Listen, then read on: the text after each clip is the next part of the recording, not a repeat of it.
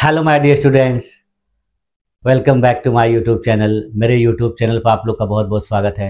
Dear student, आज की class में हम लोग बीए फर्स्ट सेमेस्टर के शिक्षा शास्त्र विषय का अध्ययन करेंगे। और फर्स्ट सेमेस्टर में मैं आप लोगों को अभी दूसरे यूनिट का अध्ययन करा रहा हूँ। पहले यूनिट का अध्ययन हम लोगों ने भली भांति कर लिया है और पहले यूनिट से संबंधित जितने भी थ्योरेटिकल चीज़ें थी उसको भी हम लोगों ने पढ़ लिया है। और पहले यूनिट से संबंधित जो भी महत्वपूर्ण प्रश्न आपके एग्जाम में पूछने लायक हैं वो भी मैंने आप लोग का करा दिया है। अब देखिए, दूसरे यूनिट में हम लोगों ने जो महत्वपूर्ण शिक्षा के कार्य हैं उनको देखा है।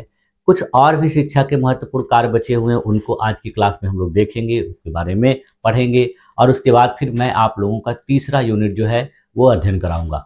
हालांकि देखिए, आप लोग का जो सिलेबस है थोड़ा स्लो है, लेकिन मैं आप लोगों के एग्जाम से पहले इसको पूरा कराने का पूरा प्रयास करूँगा। और उसी के क्रम में मैं आप लोगों का ये जो क्लास है थोड़ा जल्दी जल्दी करवा रहा हूँ, या फिर जो क्लास का जो टॉपिक है वो ज़्यादा एक एक क्लास में कलेक्ट करके करा रहा हूँ, जिससे क्या होगा कि आपका सिलेबस जो है टाइम पर पूरा हो जाएगा। देखिए, शुरुआत के जो यूनिट हैं थोड़े बड़े बड़े थे, लेकिन इसके बाद के जो यूनिट हैं वो बहुत बड़े बड़े नहीं हैं। तो वो छोटे छोटे यूनिट हैं, उनका अध्ययन करने में हमको ज़्यादा समय नहीं लगेगा। फिर लास्ट में आपका जो 8वां यूनिट है उसमें कुछ ज़्यादा समय लगेगा, क्योंकि उसमें बहुत सारी जो है नियामक संस्थाओं के बारे में दिया गया है, जैसे UGC, AICT, NCERT।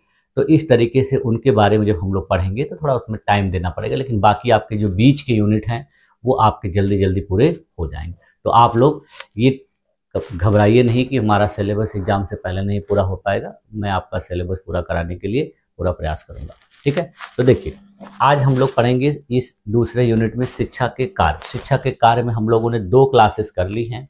आज की ये जो क्लास है आपकी तीसरी क्लास है इस यूनिट से, ठीक है। तो चलिए आइए शुरू किया जाए आज की आपकी क्लास को। हाँ, आइए देखिए, हम लोग अभी क्या अध्ययन कर रहे हैं, बीए फर्स्ट सेमेस्टर शिक्षा शास्त्र एजुकेशन। फर्स्ट सेमेस्टर में हम लोगों ने अभी तक जो है दूसरे यूनिट में शिक्षा के कार्य के कुछ महत्वपूर्ण बातों को अध्ययन किया है, और कुछ महत्वपूर्ण जो चीज़ें हैं वो बची हैं। जैसे आज हम लोग को पढ़ना है राष्ट्रीय एकीकरण के लिए शिक्षा का कार्य। यानी शिक्षा का कार्य जो है कई चीज़ों में बहुत महत्वपूर्ण है। हम लोगों ने 5-6 क्षेत्रों में शिक्षा के कार्यों को देखा है। आज ये है जो आपका 7वां कार्य है कि राष्ट्रीय एकीकरण में शिक्षा किस तरीके से कार्य करती है, functions of education for national integration. तो देखिए, राष्ट्रीय एकीकरण किसी भी राष्ट्र की एकता, अखंडता, भाईचारा और सामाजिक सौहार्द बनाए रखने के लिए बहुत आवश्यक होता है। यानी किसी भी राष्ट्र में जो लोग होते हैं उनको किसी न किसी तरीके से एक दूसरे से जोड़ के रखा जाए, उनके बीच में किसी भी प्रकार का टकराव ना हो, उनके बीच में किसी भी प्रकार का विमनस्य न हो। तो इन सारी चीज़ों से बचने के लिए क्या किया जाता है, एकता, अखंडता, भाईचारा और सौहार्द की जो भावना है वो बना के रखी जाती है। तो इसके लिए भी शिक्षा महत्वपूर्ण योगदान देती है। देखिए, शिक्षा इसमें महत्वपूर्ण भूमिका निभाती है। तो सबसे पहले देखिए, शिक्षा क्या करती है राष्ट्रीय एकीकरण के क्षेत्र में, यह सांस्कृतिक एकता को बढ़ावा देने का कार्य करती है। जैसे विद्यार्थियों को भारत की विविध संस्कृति, भाषाओं, परंपराओं और त्योहारों का ज्ञान मिलता है शिक्षा के माध्यम से। इससे विविधता में एकता यानी यूनिटी एंड डाइवर्सिटी का भाव विकसित होता है। जैसे उदाहरण के लिए देखिए, विभिन्न प्रकार के विद्यालयों में देखिए सांस्कृतिक कार्यक्रम कराए जाते हैं, वार्षिक दिवस आयोजित किया जाता है, भाषा पर्व मनाया जाता है, जहां पर विभिन्न राज्यों की झलक प्रस्तुत की जाती है। तो इससे क्या होता है कि बच्चों को अपने देश के बारे में, अपने देश की विविधता के बारे में अच्छे तरीके से जानकारी हो जाती है, और फिर वो उसके प्रति अपनत्व की भावना विकसित करते हैं, ठीक। अगला है देखिए कि राष्ट्रीय एकीकरण में शिक्षा दूसरा काम क्या करती है कि सामाजिक समानता का विकास करती है, यानी डेवलपिंग सोशल इक्वालिटी। तो इसमें देखिए शिक्षा क्या करती है कि जाति, धर्म, लिंग और क्षेत्रीय भेदभाव को कम करती है। यह सभी को समान अवसर देती है, जिससे समाज में भाईचारा बढ़ता है। जैसे उदाहरण के लिए देखिए, जो अपने देश की सरकार के द्वारा सर्व शिक्षा अभियान शुरू किया गया है, इसको देखिए राइट टू एजुकेशन एक्ट जो है 2009 शुरू किया गया है। तो इन सब के माध्यम से शिक्षा का जो अधिकार है भारत के सभी बच्चों को दिया गया है, और उसके तहत क्या होता है कि न तो जाति के आधार पर, न तो धर्म के आधार पर, न तो लिंग के आधार पर, या न तो किसी क्षेत्र के आधार पर भेदभाव किया जाता है। तो इसका मतलब क्या है कि यह सामाजिक समानता का विकास कर रही है। इसके बाद फिर देखिए अगला कार्य इसका क्या है कि राष्ट्रभक्ति की भावना को जगाना, यानी डेवलपिंग नेशनलिज्म एंड पैट्रियोटिज्म। तो देखिए शिक्षा क्या करती है कि विद्यार्थियों में राष्ट्र प्रेम, बलिदान और राष्ट्रीय जिम्मेदारी का भाव उत्पन्न करती है। यानी शिक्षा के माध्यम से स्टूडेंट के अंदर राष्ट्र प्रेम की भावना जगाई जाती है। कैसे जगाई जाती है?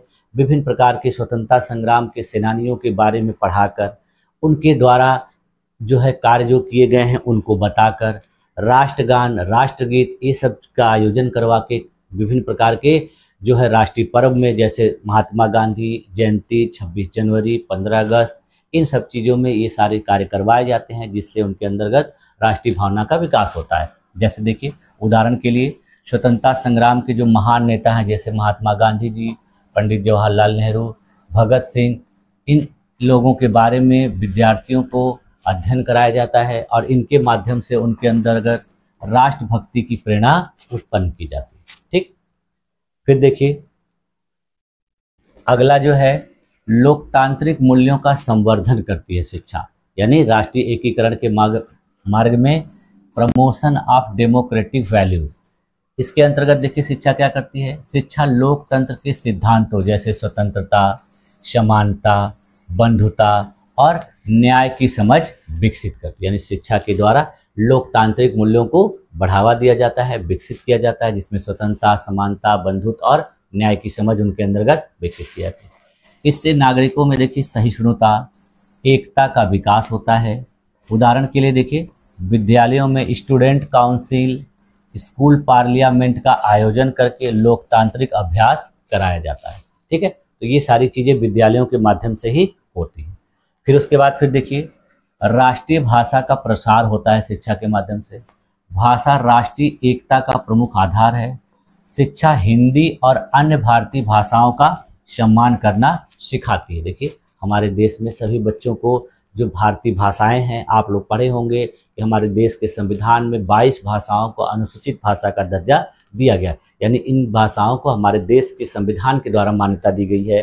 तो अपने देश के जो विद्यालय होते हैं इन भाषाओं में भी उनको पुस्तकें उपलब्ध कराई गई हैं, उनको पाठ्यक्रम उपलब्ध कराए गए हैं। तो इन सब भाषाओं में वो अपने क्षेत्र के बच्चों को पढ़ाते हैं, शिक्षा प्रदान करते हैं, जिससे क्या होता है कि उनके अंतर जो है भाषा का प्रसार होता है, राष्ट्रीय भाषा का प्रसार होता है। ठीक है, जैसे उदाहरण के लिए देखिए विभिन्न प्रकार के जो आयोजन होते हैं विद्यालय में, जैसे हिंदी दिवस मनाया जाता है या मातृभाषा दिवस मनाया जाता है, तो इसके आधार पर क्या होता है? राष्ट्रीय भाषा का प्रसार होता है। ठीक, देखिए इसके बाद फिर देखिए और क्या काम करती है शिक्षा राष्ट्रीय एकीकरण के मार्ग में, कि साझा इतिहास और विरासत का ज्ञान प्रदान करती है। जैसे शिक्षा के द्वारा भारत की गौरवशाली परंपरा, स्वतंत्रता संग्राम और राष्ट्रीय नायकों का ज्ञान कराया जाता है। जैसे देखिए आप लोगों को या विभिन्न प्रकार के विद्यालयों में बच्चों को इतिहास विषय पढ़ाया जाता है। तो इतिहास विषय की जो पुस्तकें होती हैं उसमें देखिए विभिन्न प्रकार की अपने देश में जो अंग्रेजों के विरुद्ध चलाई गई क्रांतियाँ थी, विभिन्न प्रकार के आंदोलन थे, जैसे देखिए 1857 का विद्रोह या स्वतंत्रता संग्राम को पढ़ाया जाता है। तो इससे उनके मन में, उनके मस्तिष्क में, उनके दिमाग में साझा इतिहास और विरासत का ज्ञान होता है। क्यों? क्योंकि देखिए इस स्वतंत्रता संग्राम में, इन क्रांतियों में अपने देश के सभी भागों के जो नवयुवक थे, नवयुवतियाँ थे, उन लोगों ने भाग लिया था और उन लोगों ने अपनी क्षेत्रीयता को भूलकर साझे रूप में एक दूसरे के साथ मिलकर योगदान करके अंग्रेजों के खिलाफ लड़ाई लड़ी थी।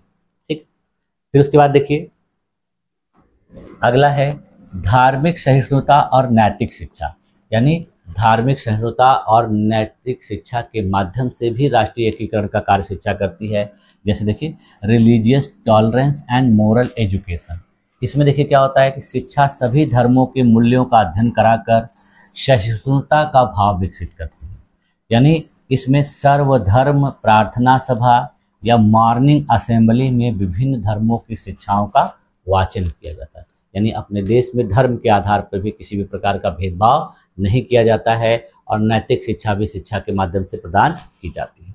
ठीक है, इसके बाद फिर देखिए राष्ट्रीय प्रतीकों का सम्मान होता है। इसमें देखिए क्या क्या होता है कि शिक्षा विद्यार्थियों में राष्ट्रीय ध्वज, राष्ट्रगान, राष्ट्रीय धरोहरों के प्रति सम्मान का भाव उत्पन्न करती है।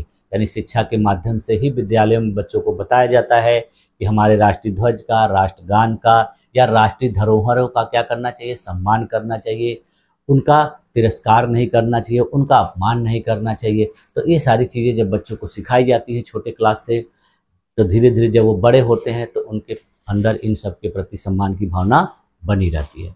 ठीक है, जैसे उदाहरण के लिए देखिए, विद्यालयों में 15 अगस्त और 26 जनवरी को जो ध्वजारोहण कराया जाता है, विभिन्न प्रकार के सांस्कृतिक कार्यक्रम आयोजित कराए जाते हैं, जिसमें राष्ट्रीय आंदोलन, स्वतंत्रता आंदोलन से संबंधित विभिन्न प्रकार के कार्यक्रमों का आयोजन किया जाता है। तो इन सब से क्या होता है कि राष्ट्रीय प्रतीकों का सम्मान जो है उनके अंदर विकसित होता है। ठीक,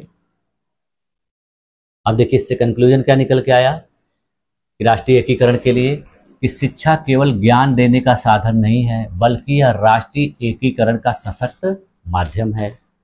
यह विद्यार्थियों में सामाजिक समानता, सांस्कृतिक एकता, धार्मिक सहिष्णुता, राष्ट्रीय भावना और लोकतांत्रिक मूल्यों का विकास करके उन्हें सच्चा भारतीय नागरिक बनाना। ठीक है, तो ये था हमारा राष्ट्रीय एकीकरण के क्षेत्र में शिक्षा का कार्य। अब हम लोग देख लेते हैं अंतर्राष्ट्रीय सद्भावना के लिए शिक्षा का कार्य। ठीक है, अंतर्राष्ट्रीय सद्भावना के लिए शिक्षा का कार्य यानी एजुकेशन फॉर इंटरनेशनल अंडरस्टैंडिंग। ठीक है, तो देखिए अंतर्राष्ट्रीय सद्भावना के लिए शिक्षा का तात्पर्य ऐसी शिक्षा से है जो विद्यार्थियों में विश्व बंधुत्व यानी वर्ल्ड ब्रदरहुड, शांति, पीस, सहयोग, कोऑपरेशन, परस्पर सम्मान, म्यूचुअल रेस्पेक्ट और सांस्कृतिक आदान प्रदान यानी कल्चरल एक्सचेंज की भावना का विकास करती है। इसका उद्देश्य वसुधैव कुटुंबकम की भावना को वास्तविक जीवन में उतारना है। यानी शिक्षा इस तरीके का बच्चों को ज्ञान प्रदान करती है कि उनको लगता है कि इस धरती पे रहने वाले जितने भी लोग हैं वो हमारे क्या हैं, परिवार के सदस्य, यानी हमारे परिवार के तरह हैं। तो हमको उनके साथ में किस तरीके का व्यवहार करना चाहिए, भाईचारे की भावना विकसित करनी चाहिए, उनके बीच शांति बनाए रखनी चाहिए, आपस में एक दूसरे का सहयोग करना चाहिए। तो इस तरीके की जो बातें हैं, इस तरीके का जो कार्य है वो किसके द्वारा किया जाता है, शिक्षा के द्वारा। देखिए, तो इसके अंतर्गत पहला काम क्या होता है शिक्षा के द्वारा कि विश्व शांति की स्थापना। विश्व शांति की स्थापना देखिए क्या होता है कि शिक्षा विद्यार्थियों को यह सिखाती है कि युद्ध और हिंसा समस्याओं का अस्थायी समाधान नहीं। यानी शिक्षा के माध्यम से बताया जाता है कि जो विभिन्न प्रकार के युद्ध होते हैं देशों के बीच में या हुए हैं, तो उनसे किसी भी प्रकार का कोई अस्थायी समाधान नहीं मिला। आप लोगों ने पढ़ा होगा कि प्रथम विश्व युद्ध और द्वितीय विश्व युद्ध जो है बहुत विनाशकारी युद्ध थे, जो पूरे विश्व के लोगों को बहुत ज़्यादा क्षति पहुंचाए थे। तो इससे देखिए क्या हुआ कि हिंसा हुई, बहुत से लोग मारे गए, लेकिन इससे किसी का परमानेंट कोई भी फायदा नहीं हुआ। ठीक है, तो उदाहरण के लिए देखिए एक अंतर्राष्ट्रीय संस्था है जिसका नाम है संयुक्त राष्ट्र संघ, जिसको यूएनओ कहा जाता है। इसके द्वारा देखिए पीस एजुकेशन प्रोग्राम संचालित किए जाते हैं, जिसके अंतर्गत विद्यार्थियों को शांति और सहयोग का महत्व सिखाया जाता है। ठीक है, इसके बाद फिर देखिए शिक्षा के माध्यम से ही विश्व बंधुत्व की भावना का भी विकास किया जाता है। यानी शिक्षा विद्यार्थियों को यह अनुभव कराती है कि सभी मनुष्य एक ही वैश्विक परिवार के सदस्य हैं। जैसे उदाहरण के लिए देखिए स्कूलों में विभिन्न देशों के बच्चों के बीच स्टूडेंट एक्सचेंज प्रोग्राम कराए जाते हैं। जो बहुत से अच्छे अच्छे विद्यालय हैं वहाँ देखिए इस तरीके के प्रोग्राम कराए जाते हैं कि किसी दूसरे देश के बच्चों को अपने देश के बच्चों के साथ एक्सचेंज कराया जाता है, उनका मेल मिलाप कराया जाता है, उनके साथ विभिन्न प्रकार की प्रतियोगिताएं कराई जाती हैं, विभिन्न प्रकार के कार्यक्रम कराए जाते हैं, जिससे क्या होता है कि उनका आपस में जो भाईचारा और विश्व बंधुत्व की भावना का बहुत बेहतर तरीके से विकास होता है। उसके बाद फिर देखिए सांस्कृतिक आदान प्रदान का कार्य किया जाता है वैश्विक सद्भावना के मार्ग में। जैसे देखिए क्या करती है शिक्षा विभिन्न संस्कृतियों, भाषाओं और परंपराओं को समझने और सम्मान करने की क्षमता विकसित की जाती है। जैसे उदाहरण के लिए देखिए विश्व स्तर पर जो ओलंपिक गेम्स आयोजित होते हैं, इंटरनेशनल कल्चरल फेस्टिवल होते हैं, जिसमें छात्रों को विविधता में एकता का अनुभव कराया जाता है। इन सब प्रतियोगिताओं में दुनिया के विभिन्न देशों के स्टूडेंट भाग लेते हैं, जिससे उनके अंतर्गत क्या होता है कि विविधता में एकता का अनुभव होता है। इसके बाद फिर देखिए, सहयोग एवं परस्पर निर्भरता की समझ शिक्षा के माध्यम से कराई जाती है। जैसे देखिए, आज की दुनिया जो है आर्थिक, राजनीतिक और पर्यावरणीय दृष्टि से परस्पर जुड़ी हुई है। आप लोग देखते हैं कि दुनिया के एक देश का दूसरे देश से व्यापार होता है, विभिन्न प्रकार का मुद्रा का, श्रम का आदान प्रदान होता है। राजनीतिक क्रियाकलाप भी एक दूसरे से जुड़े होते हैं। एक देश के नेता दूसरे देश में आते हैं, जाते हैं, एक दूसरे के साथ अच्छा व्यवहार करते हैं, अच्छा संबंध रखते हैं। उसके बाद पर्यावरण से संबंधित अगर कोई समस्या किसी देश में होती है तो दुनिया के हर देश उसको मिलके दूर करने का प्रयास करते हैं, उनको हेल्प करते हैं, उनकी मदद करते हैं। और इसके लिए विभिन्न प्रकार की संस्थाएं बनाई गई हैं जो अंतर्राष्ट्रीय स्तर पर सभी देशों के लिए कार्य करती हैं। तो इससे देखिए, शिक्षा के ही द्वारा ये सब चीज़ होता है। शिक्षा इस समझ को विकसित करती है। जैसे देखिए, क्लाइमेट चेंज एजुकेशन यानी जलवायु परिवर्तन से संबंधित शिक्षा आजकल देखिए हर क्लास में, हर विषय में बच्चों को दी जाती है। तो इससे उनके पूरे विश्व के जलवायु के परिवर्तन के बारे में समझ विकसित होती है और वो लोग मिलकर एक दूसरे को इसके प्रति जागरूक करते हैं, पर्यावरण संरक्षण के प्रति लोगों को जागरूक करते हैं, खुद जागरूक होते हैं। तो ये सब कैसे होता है? शिक्षा के माध्यम से। देखिए, विद्यार्थियों को सिखाती है कि एक देश का प्रदूषण पूरे विश्व को प्रभावित करता है। यानी उनको दिखाया जाता है, बताया जाता है कि एक देश अगर प्रदूषण कर रहा है तो उसका प्रभाव उसी देश पर नहीं पड़ेगा बल्कि और भी देशों पर भी उसका प्रभाव पड़ता है। इसके बाद फिर देखिए, अंतर्राष्ट्रीय सद्भावना के मार्ग में अब क्या करती शिक्षा कि मानव अधिकारों का संरक्षण का कार्य करती है। जैसे देखिए, शिक्षा विद्यार्थियों में समानता, स्वतंत्रता और मानवाधिकारों की रक्षा की चेतना पैदा करती है। जैसे देखिए, जो एक इंटरनेशनल संगठन है जिसका नाम है एमनेस्टी इंटरनेशनल या यूनेस्को, इसके द्वारा देखिए चलाए गए जो विभिन्न कार्यक्रम होते हैं उसमें मानवाधिकार शिक्षा शामिल है। यूनेस्को के द्वारा देखिए भारत के भी बहुत से ऐसे स्थल हैं जिनको विरासत स्थल के रूप में मान्यता दी जाती है। शिक्षा के क्षेत्र में यूनेस्को के द्वारा बहुत सारा योगदान दिया जाता है, विज्ञान के क्षेत्र में बहुत सारा योगदान दिया जाता है। तो ये सब क्या करता है? ये मानवाधिकारों का संरक्षण का कार्य करवाता है। इसके बाद फिर देखिए, पूर्वाग्रह और संकीर्णताओं का उन्मूलन भी शिक्षा के माध्यम से होता है।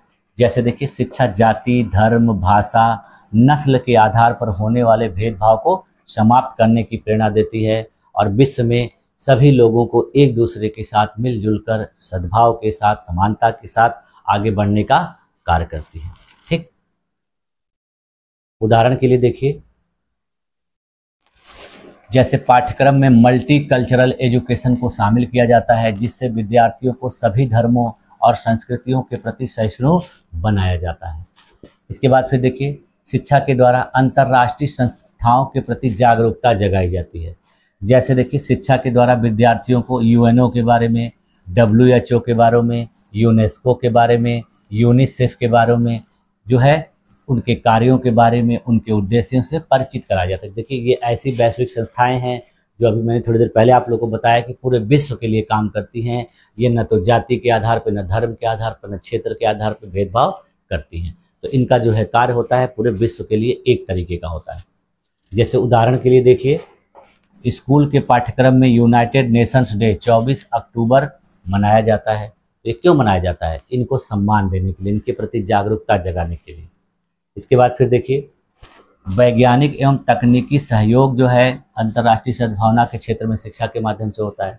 शिक्षा यह सिखाती है कि वैज्ञानिक खोजें और तकनीकी विकास किसी एक देश की संपत्ति न होकर पूरी मानवता की धरोहर है। आप लोग देखते होंगे कि विभिन्न प्रकार के जो विद्वान होते हैं, वैज्ञानिक होते हैं, उनको अंतर्राष्ट्रीय पुरस्कार दिए जाते हैं, नोबेल पुरस्कार दिए जाते हैं। तो नोबेल पुरस्कार, अंतर्राष्ट्रीय पुरस्कार उनके किसी विशेष योगदान के लिए, किसी खोज आविष्कार के लिए दिए जाते हैं। तो वो खोज आविष्कार किसी देश का विद्वान या वैज्ञानिक करता है तो केवल उसी के काम में नहीं आती है, वो पूरे विश्व के काम में आती है। तो ये सारी चीज़ें किसके माध्यम से बताई जाती हैं, सिखाई जाती हैं? शिक्षा के माध्यम से।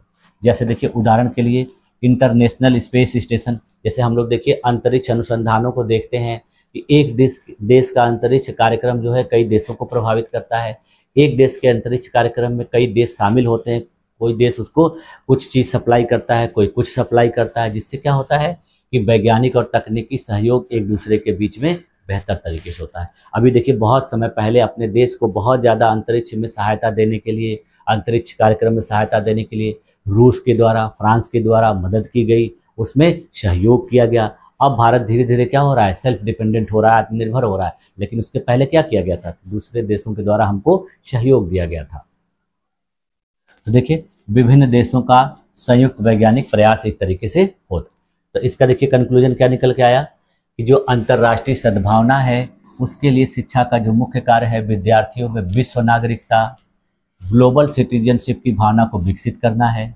और यह बच्चों को सिखाती है कि वे केवल एक राष्ट्र के नागरिक ही नहीं बल्कि पूरी दुनिया के सदस्य हैं। उनके अंतर्गत सहयोग, सहिष्णुता और शांति ही वास्तविक विकास का मार्ग है। ठीक है, अब देखिए अगला कार्य, यानी मानव संसाधन के लिए शिक्षा का कार्य, यानी आपके इस यूनिट में ये अंतिम शिक्षा का कार्य है और इसको पढ़ने के बाद आपका ये यूनिट जो है समाप्त हो जाएगा। तो देखिए, मानव संसाधन विकास के लिए शिक्षा किस तरीके का कार्य करती है, यानी ह्यूमन रिसोर्स डेवलपमेंट HRD के लिए शिक्षा का क्या कार्य है। तो देखिए, शिक्षा का अर्थ है या इसका अर्थ है कि शिक्षा केवल व्यक्तिगत ज्ञान या रोजगार तक सीमित न रह के समाज और राष्ट्र के लिए ऐसे सक्षम, कुशल और सृजनात्मक मानव संसाधन तैयार करे जो देश के सामाजिक, आर्थिक, सांस्कृतिक और तकनीकी विकास में योगदान। यानी शिक्षा जो है ऐसे नागरिकों को, ऐसे युवकों को न तैयार करे जो केवल खुद के रोजगार के लिए या खुद के लिए, समाज के लिए न हो, बल्कि वो क्या हो कि अपने देश के लिए, अपने राज्य के लिए सक्षम नागरिक हो, कुशल नागरिक हो, सृजनात्मक मानव संसाधन हो, जिससे क्या होगा कि उस देश का विकास हो, राज्य का विकास हो। तो ऐसे लोगों को तैयार करना शिक्षा का कार्य होता है। ठीक, जैसे देखिए, मानव संसाधन विकास में शिक्षा का पहला काम क्या होता है कि ज्ञान और कौशल प्रदान करना। यानी शिक्षा व्यक्ति के बुनियादी एवं तकनीकी ज्ञान, व्यावसायिक दक्षता और कार्य कुशलता प्रदान करती है। यानी शिक्षा के द्वारा बेसिक एजुकेशन, वोकेशनल एजुकेशन जो है और जो है टेक्निकल नॉलेज, इस तरीके की चीज़ों को, यानी जो है कोऑपरेटिव स्किल, कॉम्पिटिटिव स्किल, तो इस तरीके की चीज़ों को उनके अंदर डेवलप की जाती है। किसके द्वारा, शिक्षा के द्वारा। जैसे उदाहरण के लिए देखिए, ITI के कोर्स कराए जाते हैं, पॉलिटेक्निक के कोर्स कराए जाते हैं, इंजीनियरिंग कॉलेजों में जो शिक्षा दी जाती है, इससे देखिए युवाओं को क्या किया जाता है कि तकनीकी कार्यों के लिए दक्ष बनाया जाता है, योग्य बनाया जाता है और उनको इसके सक्षम बनाया जाता है। ठीक, इसके बाद फिर देखिए, इसके अंतर्गत शिक्षा मानव पूंजी का निर्माण करती है। इसमें शिक्षा व्यक्ति को केवल श्रम शक्ति न रहकर मूल्यवान मानव पूंजी के रूप में विकसित करती है। उदाहरण के लिए देखिए, शिक्षा के द्वारा डॉक्टर, शिक्षक, इंजीनियर, वैज्ञानिक आदि के रूप में जो तैयार हुए व्यक्ति हैं, ये राष्ट्र की देखिए उत्पादनशीलता, प्रोडक्टिविटी और विकास दर, ग्रोथ रेट को बढ़ाते हैं। यानी इनकी वजह से अपने देश की उत्पादकता बढ़ती है और विकास दर में बढ़ोतरी होती है। इसके बाद फिर देखिए, अगला काम क्या करती है मानव संसाधन विकास के क्षेत्र में शिक्षा, व्यावसायिक और आर्थिक विकास करती है। यानी शिक्षा व्यक्ति को आत्मनिर्भर बनाकर रोजगार और उद्यमिता के अवसर उपलब्ध कराती है। उदाहरण के लिए देखिए, अपने देश में स्वरोजगार हेतु कौशल विकास मिशन शुरू किया गया है अपने देश की सरकार के द्वारा। तो अपने देश के युवाओं को विभिन्न प्रकार के स्किल सिखाए जाते हैं, कौशल सिखाए जाते हैं, जिससे वो लोग क्या होते हैं कि अपने पैरों पर खड़े होते हैं, आत्मनिर्भर होते हैं और एक बेहतर मानव संसाधन के रूप में कार्य करते हैं। जैसे देखिए, प्रधानमंत्री कौशल विकास योजना जो है इस समय अपने देश में चलाई जा रही है। इसके अलावा देखिए, शिक्षा क्या कर रही है, नवाचार एवं अनुसंधान को प्रोत्साहन देती है। जैसे शिक्षा से शोध की प्रवृत्ति, रिसर्च की जो टेंडेंसी है, प्रवृत्ति है, वो विकसित होती है। नए खोजों की क्षमता विकसित होती है, जिससे उद्योग और समाज को लाभ मिलता है। देखिए, विभिन्न प्रकार के जो रिसर्च कराए जाते हैं अपने देश में विश्वविद्यालयों के द्वारा विभिन्न क्षेत्रों में, तो वो रिसर्च वो कराने से क्या होता है कि अपने देश के विभिन्न प्रकार के क्षेत्रों में उनका योगदान होता है, उपयोग होता है। जैसे उदाहरण के लिए देखिए, विभिन्न प्रकार की IIT, ISC, IIMs आदि संस्थाओं में जो शोध कार्य किए जाते हैं, उससे देखिए पूरे देश को, पूरे देश के समाज को फायदा होता है। इसके बाद फिर देखिए, शिक्षा जो है मानव संसाधन विकास के क्षेत्र में सामाजिक कौशल और मूल्य शिक्षा का भी विकास करती है। जैसे देखिए, शिक्षा व्यक्ति को नेतृत्व कौशल, सहयोग, संचार कौशल और नैतिक मूल्यों से भी समृद्ध बनाती है। जैसे देखिए, उदाहरण के लिए कि स्कूलों और विश्वविद्यालयों में टीम वर्क, एनसीसी, एनएसएस, विभिन्न प्रकार की जो गतिविधियां कराई जाती है, इससे उनके अंदर क्या विकसित होता है, सामाजिक कौशल और नैतिक मूल्य का बहुत तेजी से विकास होता है। इसके बाद फिर देखिए, सामाजिक समानता और अवसर का भी विकास शिक्षा के माध्यम से किया जाता है। शिक्षा देखिए समाज में अवसरों की समानता, जाति लिंग आधारित भेदभाव को कम करने और सामाजिक न्याय स्थापित करने में बहुत ही सहायक होती है। उदाहरण के लिए देखिए, बेटी बचाओ बेटी पढ़ाओ जो अभियान चलाया गया था, इससे देखिए महिलाओं के प्रति लोगों के मन में जागरूकता उत्पन्न की गई थी। महिलाओं को जो है सुरक्षा प्रदान करने के लिए, उनको अच्छे तरीके से शिक्षा प्रदान करने के लिए इस तरीके की जो प्रेरणा है उनको जगाई गई थी, उनको जागरूक किया गया था। तो ये सब चीज़ें कैसे हुई, सामाजिक समानता और अवसर के क्षेत्र में कार्य के द्वारा। ठीक है, उसके बाद फिर देखिए, राष्ट्रीय विकास और राष्ट्र निर्माण के रूप में भी शिक्षा मानव संसाधन विकास के लिए कार्य करती है। जैसे देखिए, शिक्षा अपने राष्ट्र के प्रति निष्ठा, लोकतांत्रिक मूल्य, संवैधानिक दायित्वों को विकसित करती है। उदाहरण के लिए देखिए, संविधान का अध्ययन, नागरिक शास्त्र विषय का अध्ययन, पर्यावरण शिक्षा का अध्ययन जो कक्षा में, स्कूलों में, विद्यालयों में बच्चों को कराया जाता है, तो उससे क्या होता है, राष्ट्रीय विकास और राष्ट्र निर्माण की भावना का विकास होता है। ठीक है, तो देखिए इसका कंक्लूजन क्या निकल के आया, सारांश क्या निकल के आया पूरे शिक्षा के कार्य का, कि शिक्षा देखिए मुख्य कार्य के रूप में मानव संसाधन को योग्य, कुशल, नैतिक और रचनात्मक बनाती है, ताकि वह व्यक्तिगत प्रगति के साथ साथ राष्ट्रीय विकास और सामाजिक उत्थान में योगदान दे सके। ठीक है, तो इस तरीके से देखिए आज की क्लास में हम लोगों ने शिक्षा के जितने भी महत्वपूर्ण कार्य हैं विभिन्न क्षेत्रों में, उनको बेहतर तरीके से उदाहरण के साथ डिटेल में पढ़ा और समझा। ठीक है, और मुझे उम्मीद है कि आप लोगों की सारी चीज़ें अच्छे तरीके से समझ में भी आई होंगी। इसके साथ देखिए आपका ये जो यूनिट है ये आज समाप्त हो रहा है। अब हम लोग आपका अगला जो यूनिट है अगली क्लास में उसका अध्ययन करेंगे। तो आप लोगों ने मेरी इस क्लास में अपने आप को इतने देर तक इतने धैर्यपूर्वक बनाए रखा, इसके लिए आप लोग का बहुत बहुत धन्यवाद। मिलते हैं नेक्स्ट क्लास में, तब तक के लिए थैंक यू।